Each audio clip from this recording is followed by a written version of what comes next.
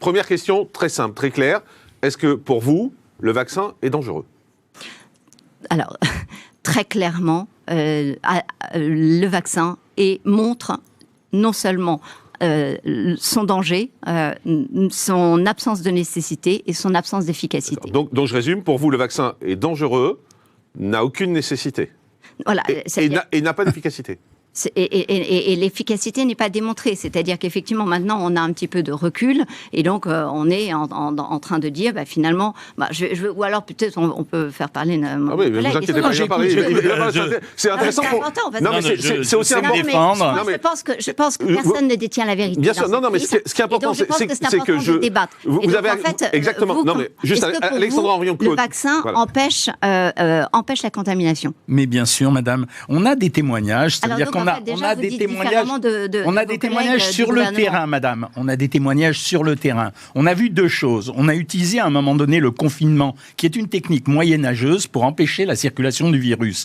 Quand on a pu vacciner, c'est ce qu'on observe depuis 1 mois et demi, 2 mois, on a vu régresser le taux d'hospitalisation, le taux de contamination et en même temps le taux de décès qui est en train de diminuer. Je ne parle pas pour moi là, je dis simplement je constate les faits. La deuxième chose, on a un pays qui a servi d'exemple. On en a 2 en réalité. Mais on a un pays qui a servi d'exemple, ça a été Israël. Ouf. Aujourd'hui, on a moins de 50. On a moins de 50 contaminés en Israël. Après une période de confinement, par jour, pardon. Après un pic de mortalité qui a été qui n'a pas été le plus élevé du tout. Enfin, vous plaisantez ou non ? De l'histoire du Covid du pays. Mais arrêtez.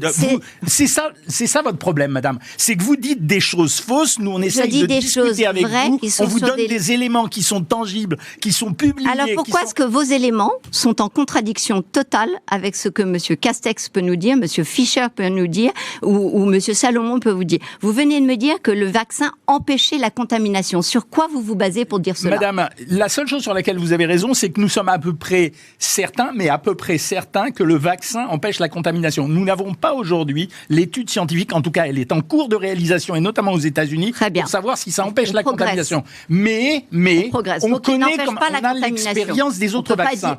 On a l'expérience des autres vaccins, madame. On sait par exemple qu'on a quasiment plus de diphtérie en France. On est en train d'éradiquer la rougeole progressivement. On n'y arrive pas parce qu'il manque un taux de vaccination suffisant. On a éradiqué des tas de maladies grâce à la vaccination. On le sait, ça. Et quand vous parlez des ARN messagers, et vous dites, vous, généticienne, je vous ai entendu dire, l'ARN messager va déformer l'ADN. Comment une généticienne peut dire ça ? Vous vous êtes revendiqué d'Axel Kahn, mais Axel Kahn vous a alors je ne me revendique pas d'Axel Kahn. Je dis que j'ai fait mon école auprès d'Axel. Il est très déçu. Mais il est peut-être très déçu, mais j'espère que nous allons pouvoir nous voir avant qu'il ne nous quitte, parce que je crois que ça serait sain d'apaiser, parce que surtout s'il est en départ.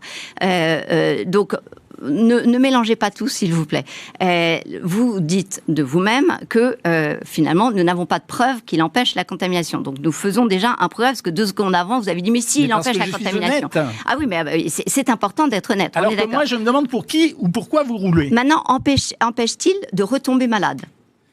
Alors, probablement qu'il empêche de retomber malade, mais il n'empêche pas la recontamination. Cette recontamination, elle se provoquera probablement d'une façon légère, avec un indice de forme de risque grave qui est nettement diminué par rapport à quelqu'un qui serait contaminé pour la première fois. C'est-à-dire ça ?